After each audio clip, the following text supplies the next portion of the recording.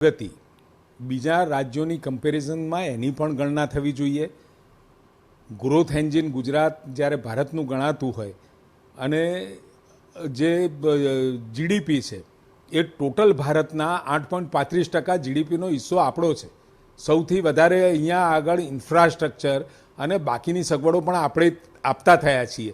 આપણો વિચાર બહેનો કુપોષિત માતાઓ, કુપોષિત બાળકો અને બાળ મૃત્યુદર અને માતા મૃત્યુદર, આ બધામાં જે સુધારો લાવવાનો જે પ્રયત્ન સરકાર કરી રહી છે, કોઈને ક્યાંય લાલચ ન આપવી પડે એ રીતે આપણે ગુજરાતનો વિકાસ કરવા જઈ રહ્યા છીએ.